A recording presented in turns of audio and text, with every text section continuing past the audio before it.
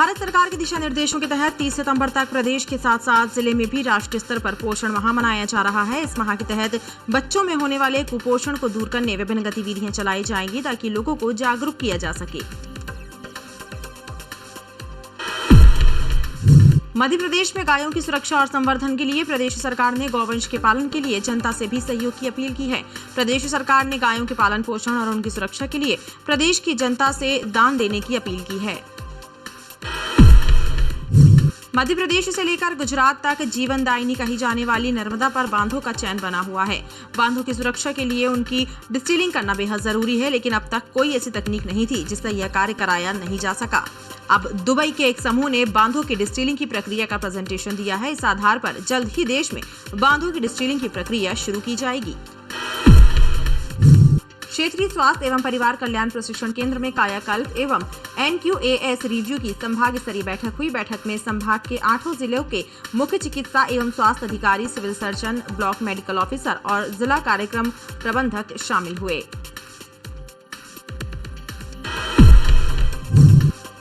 प्रदेश में वाहन चालकों के लर्निंग लाइसेंस बनाने के लिए नई सुविधा की शुरुआत की गई है। बिना परिवहन कार्यालय आए ऑनलाइन और फेसलेस प्रक्रिया के माध्यम से वाहन चालक लर्निंग लाइसेंस का आवेदन कर सकते हैं। शाहजहांपुर में 17 वर्षीय नाबालिग बालिका का अपहरण कर उसके साथ बलात्कार और फिर उसकी हत्या करने वाले दोषियों पर सख्त कार्यवाही करने की मांग सैनी समाज की महिलाओं ने प्रदेश सरकार से की है।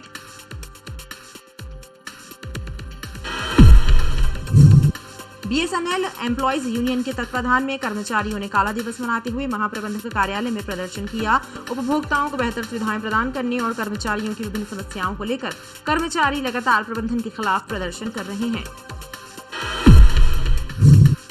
नवरात्र के पावन पर्व पर इस वर्ष संस्कारधानी के श्रद्धालुओं को माता महालक्ष्मी, माता सरस्वती और माता महाकाली के भव्य स्वरूप का दर्शन होगा। सिविल लाइन में मां वैष्णो देवी उत्सव समिति के द्वारा आकर्षक झांकी का निर्माण किया जा रहा है। रद्दी चौकी क्षेत्र में कचरे के ढेर में नवजात बच्चे का भ्रूण मिलने से अफरा तफरी मच गई। स्थानीय लोगों ने घटना की जानकारी पुलिस को दी, जिसके बाद पुलिस का अमला भी मौके पर पहुंचा। पुलिस ने मामले में विधिवत कार्यवाही करते हुए घटना की जांच शुरू कर दी है। कटंगा चौक के समीप चलित न्यायालय मोबाइल के माध्यम से वाहनों की चेकिंग का अभियान चलाया गया। इस दौरान नियम तोड़कर वाहन चलाते पाए गए वाहन चालकों पर चालानी कार्यवाही की गई।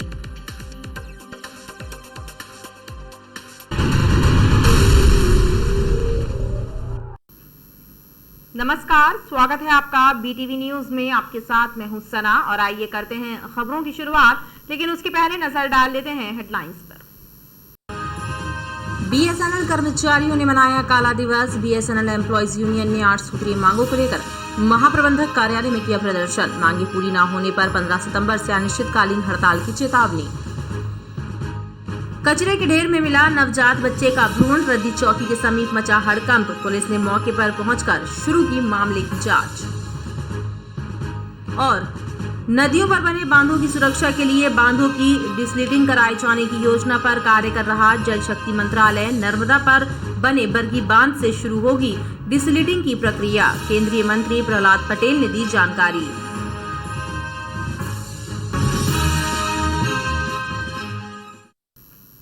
भारत सरकार के दिशा निर्देशों के तहत 30 सितंबर तक प्रदेश के साथ साथ जिले में भी राष्ट्रीय स्तर पर पोषण माह मनाया जा रहा है।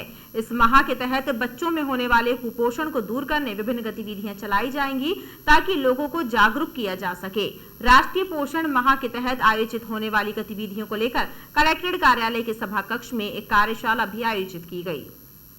कुपोषण को समाप्त करने के लिए भारत सरकार के दिशा निर्देशों के तहत इस वर्ष भी 30 सितंबर तक राष्ट्रीय स्तर पर पोषण माह मनाया जा रहा है। इस माह के दौरान कुपोषित बच्चों की पहचान कर उनके पोषण के लिए जहां विभिन्न गतिविधियां संचालित की जाएंगी, तो वहीं लोगों को जागरूक करने का काम भी किया जाएगा। इसी के तहत चलाए जा रहे विभिन्न कार्यक्रमों और गतिविधियों को लेकर कलेक्ट्रेट कार्यालय में एक कार्यशाला हुई। कलेक्टर की अध्यक्षता में आयोजित इस कार्यशाला में महिला एवं बाल विकास विभाग सहित अन्य विभिन्न संबंधित विभागों के अधिकारियों, कर्मचारियों और आंगनवाड़ी केंद्रों के कार्यकर्ता और संचालक शामिल हुए। राष्ट्रीय पोषण माह 1 सितंबर से 30 सितंबर तक जो है चलाया जा रहा है। इसके संबंध में इसके जन जागरूकता करने के लिए और सभी लोगों को इस बारे में बताने के लिए आज कार्यशाला का आयोजन जो है किया गया है। इसमें किस प्रकार से हम जो है हमारे जो कुपोषण का स्तर है इस माह के दौरान किस प्रकार से हम जो है काम करेंगे, जिससे आने वाले जो है पूरे समय तक गतिविधियां आयोजित कर बच्चों का कुपोषण है वो जो है दूर किया जाए। और इसमें विभिन्न प्रकार की गतिविधियां 4 सप्ताह में जो है की जाएगी। कार्यशाला में प्रदेश और जिले में कुपोषित बच्चों की संख्या और कुपोषण को दूर करने के लिए किए जाने वाले कार्यों की विस्तार से जानकारी दी गई। मध्य प्रदेश में गायों की सुरक्षा और संवर्धन के लिए प्रदेश सरकार ने गौवंश के पालन के लिए जनता से भी सहयोग की अपील की है। प्रदेश सरकार ने गायों के पालन पोषण और उनकी सुरक्षा के लिए प्रदेश की जनता से दान देने की अपील की है। मध्य प्रदेश में गायों की सुरक्षा और संवर्धन के लिए जहां एक ओर सियासत का दौर जारी है, तो वहीं प्रदेश सरकार ने गौवंश के पालन पोषण और सुरक्षा के लिए अब आम जनता से भी सहयोग देने की अपील की है। गौपालन और पशु संवर्धन बोर्ड के अध्यक्ष स्वामी अखिलेश्वरानंद जी महाराज का कहना है कि प्रदेश सरकार गौवंश के पालन के लिए निरंतर कार्य कर रही है, लेकिन प्रदेश में गौवंश के संरक्षण और संवर्धन के लिए सरकार अकेले काम नहीं कर सकती। इसके लिए जरूरी है कि प्रदेश का हर नागरिक गाय की सुरक्षा और पालन को अपना कर्तव्य समझे। लिहाजा प्रदेश का हर नागरिक अगर प्रतिदिन 10 रुपए भी गाय के नाम पर दान करता है तो साल में तकरीबन 3000 रुपए दान कर सकता है। गौपालन और गौ संवर्धन बोर्ड ने जनता को लुभाने के लिए दान की राशि पर आयकर में छूट देने की घोषणा भी की है। हमारे मुख्यमंत्री जी ने अगर ये कहा है कि हमें जन सहयोग चाहिए और गौ संवर्धन बोर्ड को जब हमें ATG की छूट मिल गई है, तो बड़े बड़े उद्योग घराने, बड़े बड़े कारपोरेट जगत के लोग CSR का फंड भी दे सकते हैं। और इसके साथ साथ आम जन भी जो भारत में गोग्रास निकालने की पारंपरिक अभिरुचि थी उसके अनुरूप भी गोग्रास निकाल सकते हैं। और अगर गोग्रास नहीं निकाला जा रहा है घरों में, तो कम से कम भोजन करने के पहले हमें गाय का स्मरण होना चाहिए। हम अपनी जेब से 10 रुपया प्रतिदिन निकालते हैं तो 3650 रुपया सालाना होता है। गोपाष्टमी के पावन पर्व पर हम गौशालाओं में यह राशि दे सकते हैं, गौ संवर्धन बोर्ड को भी हम राशि दे सकते हैं।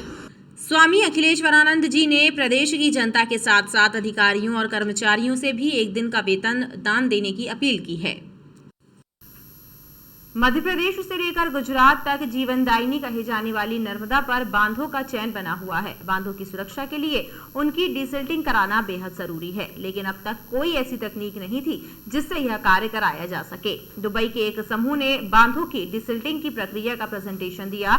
इस आधार पर जल्द ही देश में बांधों की डिसिल्टिंग प्रक्रिया शुरू की जाएगी। जबलपुर के बरगी बांध की डिसिल्टिंग प्रक्रिया इस आधार पर होगी। केंद्रीय मंत्री प्रहलाद पटेल ने इस संबंध में जानकारी प्रदान की है।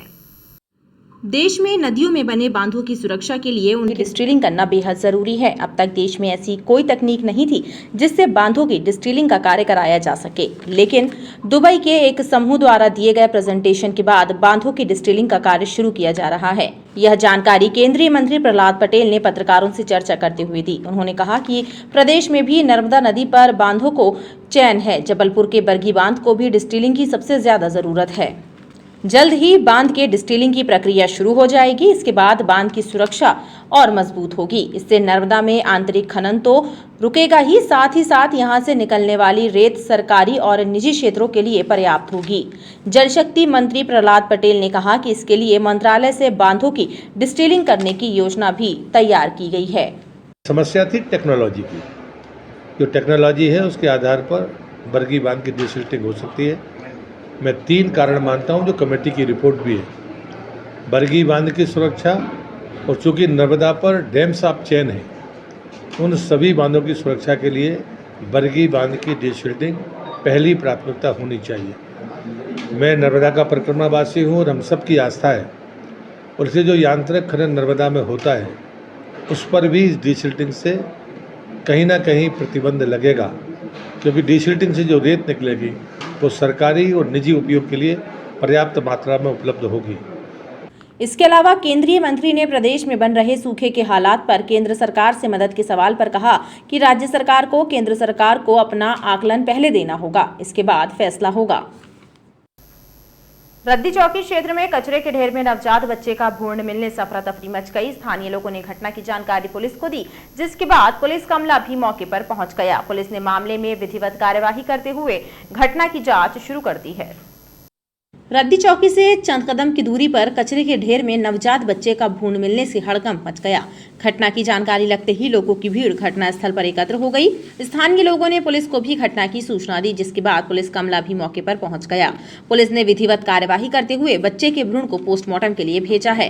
पुलिस ने मामले में मर्ग कायम कर घटना के कारणों की जांच शुरू कर दी है। भ्रूण का मेडिकल परीक्षण कराने के बाद गरीब नवाज कमेटी के माध्यम से अंतिम संस्कार कराया जाएगा। जिसमें जीव नहीं आया है बच्चा, यहाँ लावरा हालत में सिर्फ में पड़ा मिला है पूरा कचरा दानी के पास में, जिसकी उम्र करीब 3-4 माह की का लगभग होगी और उसमें कोई जीव वगैरह नहीं आया है। अभी तो ये जाँच का विषय है। अभी कैमरे यहाँ से चेक कराएंगे, जाँच कराएंगे। जैसा कैमरा में कोई किसी प्रकार की कोई हरकत या उसके संबंध में कोई साक्ष्य एविडेंस मिलते हैं तो फिर अग्रिम कार्रवाई होगी। ढेर में बच्चे है यहाँ पे, इस तरीके की जो छुप के अपराध करते हैं वो लोग ऐसे बच्चों को यहाँ फेंक देते हैं, कहीं भी कचरे में फेंक देते हैं। इसी तरीके की घटना यहाँ की भी है, बच्चे को यहाँ लाके फेंका गया है। क्षेत्रीय जनों को भी इस तरीके की यहाँ काफ़ी परेशानी होती रहती, कभी कोई मुर्गा फेंक देता है, कभी कोई कुछ फेंक देता है। कचरे घर की व्यवस्था अच्छे से कराई जाए। वहीं इस घटना को लेकर क्षेत्र में तरह तरह की चर्चाएं व्याप्त है। घटनास्थल के आसपास कई अस्पताल भी मौजूद हैं, लिहाजा ऐसी भी चर्चा है कि किसी अस्पताल से ही नवजात के भ्रूण को कचरे के ढेर में फेंका गया है। बीएसएनएल एम्प्लॉयज यूनियन के तत्वाधान में कर्मचारियों ने काला दिवस मनाते हुए महाप्रबंधक कार्यालय में प्रदर्शन किया। उपभोक्ताओं को बेहतर सुविधाएं प्रदान करने और कर्मचारियों की विभिन्न समस्याओं को लेकर कर्मचारी लगातार प्रबंधन के खिलाफ प्रदर्शन कर रहे हैं। कर्मचारी संगठन का कहना है कि बीएसएनएल प्रबंधन की नीतियों के कारण उपभोक्ताओं को सेवाओं का लाभ नहीं मिल रहा है और बीएसएनएल को आर्थिक नुकसान भी हो रहा है।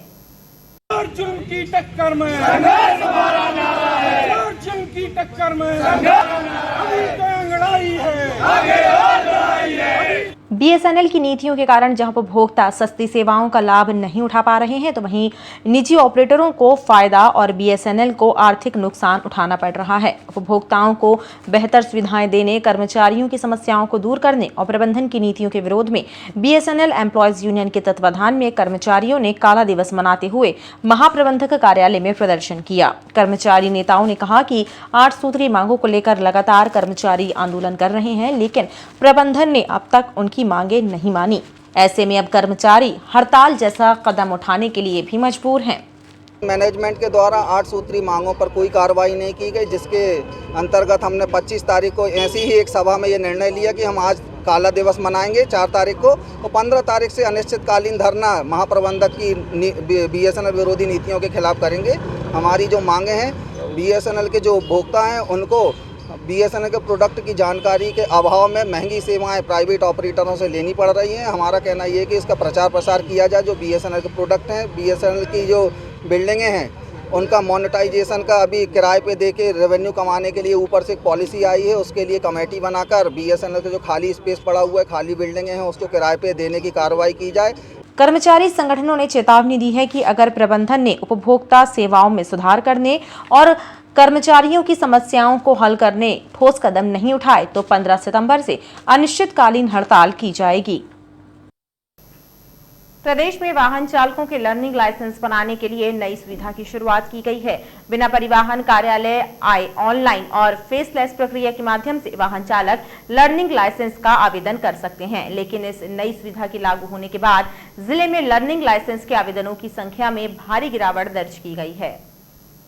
प्रदेश में वाहन चालकों के लर्निंग लाइसेंस अब ऑनलाइन और फेसलेस सुविधा के माध्यम से भी जारी किए जा रहे हैं। इसके लिए आवेदकों को सारथी पोर्टल पर आवेदन करने होंगे, जिसके बाद बिना परिवहन कार्यालय आए आवेदकों को लर्निंग ड्राइविंग लाइसेंस जारी किए जा सकेंगे। हाल ही में शुरू हुई इस नई व्यवस्था के बाद परिवहन कार्यालय में लर्निंग लाइसेंस बनवाने वाले आवेदकों की भीड़ तो कम हुई है, इसके साथ ही आवेदनों की संख्या में भी भारी कमी आई है। क्षेत्रीय परिवहन अधिकारी संतोष पाल की माने तो जहां पहले प्रतिदिन 200 से 250 लर्निंग लाइसेंस जारी किए जाते थे, अब यह संख्या सिमटकर 30 पर आ गई है। इसकी वजह लोगों को ऑनलाइन माध्यम से आवेदन की प्रक्रिया की जानकारी न होना भी है। जो रिज़ल्ट निकल के अभी तक सामने आए हैं तो वो तकरीबन 10 से 15% के बीच के रिज़ल्ट हैं। पहले जो लाइसेंस जारी होते थे उनके तुलना में आज के समय में 15% से ज़्यादा लाइसेंस नहीं बन पा रहे हैं। अभी ये हो सकता है कि लोग अकस्टम्ड ना हो उस नए सिस्टम से, धीरे धीरे लोग अकस्टम्ड होंगे और शायद उस सिस्टम में लाइसेंस की संख्या में बढ़ोतरी होगी। पूर्व में जबलपुर ज़िले में 200 से 250 लर्निंग लाइसेंस प्रतिदिन बनते थे। आज के समय में तकरीबन 30 लाइसेंस प्रतिदिन बन पा रहे हैं एक एवरेज। तो तकरीबन 10 से 15% की स्थिति बनी हुई है अभी। तो अब देखिए आगे जैसे जैसे लोग कस्टम्ड होंगे तो शायद चीज़ों में बढ़ोतरी होगी। वाहन चालकों को फेसलेस सुविधा देने के लिए प्रदेश में नई सुविधा लागू की गई थी, लेकिन आवेदकों की संख्या में आई कमी से इस नई सुविधा का उद्देश्य पूरा होता नजर नहीं आ रहा है।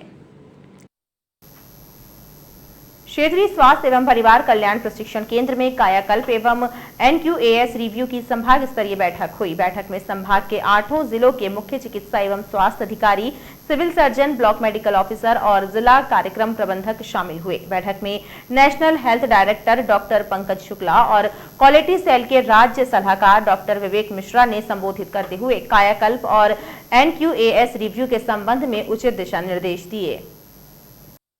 अस्पतालों के उन्नयन और मरीजों को मिलने वाली सुविधाओं में गुणवत्ता लाने के लिए सरकार द्वारा चलाए जा रहे कायाकल्प अभियान और अस्पतालों को मिलने वाले नेशनल क्वालिटी इंश्योरेंस सर्टिफिकेट के लिए संभाग स्तर की बैठक का क्षेत्रीय स्वास्थ्य एवं परिवार कल्याण प्रशिक्षण केंद्र में आयोजन हुआ। भोपाल से पधारे national health director doctor Pankaj Shukla और नेशनल क्वालिटी सेल के राज्य सलाहकार डॉक्टर विवेक मिश्रा ने बैठक लेकर संभाग के समस्त जिलों के स्वास्थ्य विभाग के अधिकारियों, ब्लॉक मेडिकल ऑफिसरों और जिला कार्यक्रम प्रबंधकों को उचित दिशा निर्देश दिए।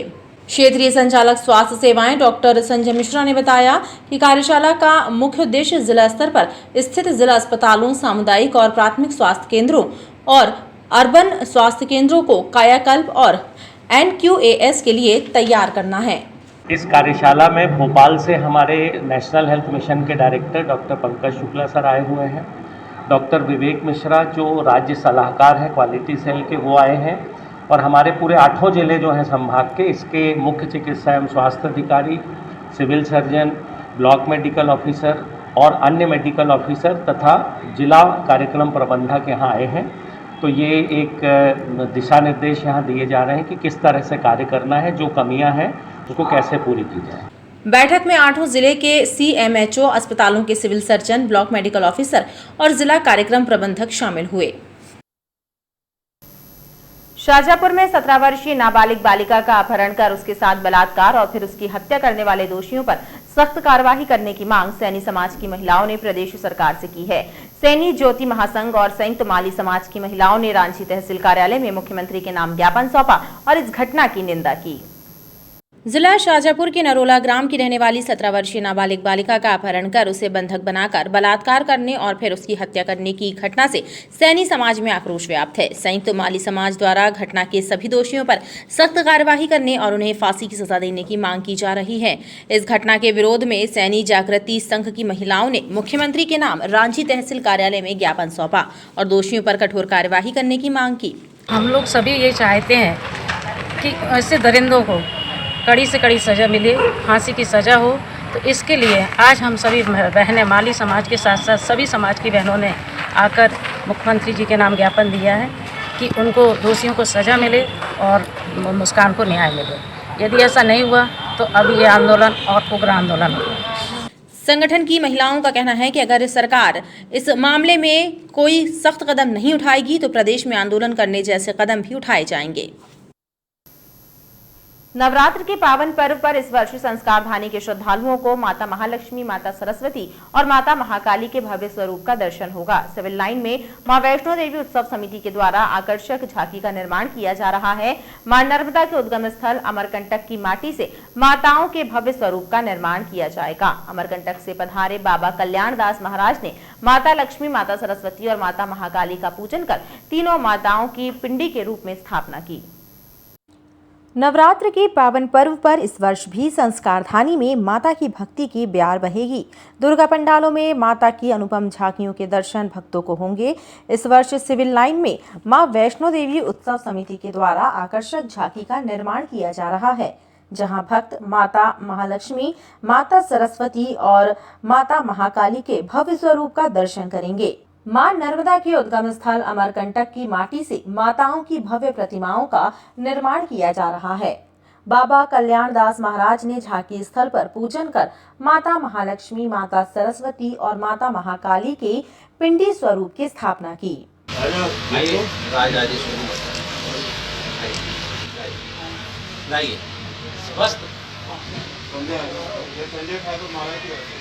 भावना से ही हम परमेश्वर की पूजा करते हैं और जहाँ की जैसी भावना रहती है उसी के अनुसार उसको हम जानते हैं, देखते हैं।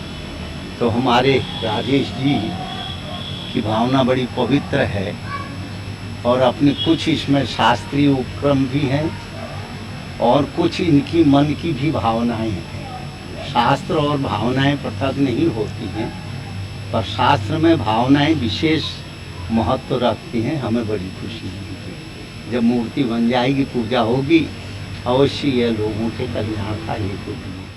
आज महावैष्णो उत्सव समिति में कल्याणदास बाबा जी अमरकंटक से वहाँ की माटी लेके आए हैं, माँ नर्मदा जी के उद्गम स्थान की और कल्याण सेवा आश्रम से। उससे आज बाबा जी ने यहाँ लक्ष्मी जी का पूजन किया, सावलदास खत्री जी ने माँ सरस्वती जी का पूजन किया और अशोक रोहानी जी ने महाकाली जी का पूजन किया। इस तरीके से आज तीनों माताएं पिंडी रूप में माँ वैष्णो उत्सव समिति सवेदाइन में विराजमान हो गई हैं और कोरोना काल को देखते हुए आज से यहाँ संकीर्तन चालू हो जाएगा। ये 40 दिन चलेगा और ये 40 दिन में माता जी विराट स्वरूप में बनाई जाएगी। आगामी 40 दिनों तक झांकी स्थल पर माता का संकीर्तन और झांकी निर्माण का कार्य किया जाएगा। कटंगा चौक के समीप चलित न्यायालय मोबाइल के माध्यम से वाहनों की चेकिंग का अभियान चलाया गया। इस दौरान नियम तोड़कर वाहन चलाते पाए गए वाहन चालकों पर चालानी कार्यवाही की गई। इस कार्यवाही के दौरान यातायात नियमों का उल्लंघन करने वाले वाहन चालकों में हड़कंप मचा रहा।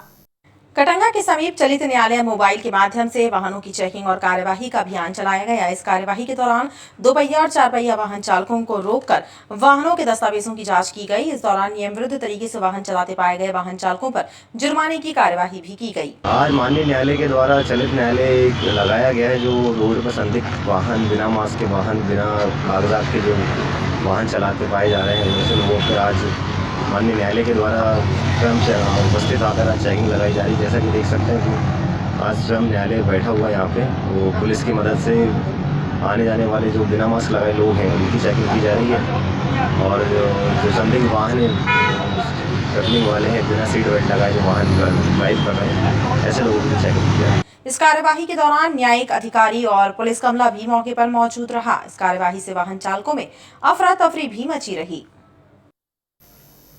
और खबरों का सिलसिला लगातार जारी रहेगा, आप देखते रहिए BTV न्यूज।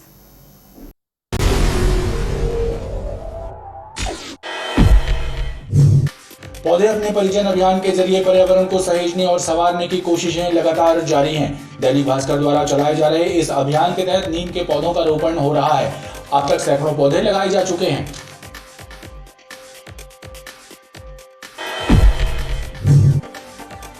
मेडिकल कॉलेज के MBBS प्रथम वर्ष के विद्यार्थियों को रीवैल्यूएशन की दरकार है। मेडिकल विश्वविद्यालय प्रशासन के पास पहुंचे स्टूडेंट्स का कहना है कि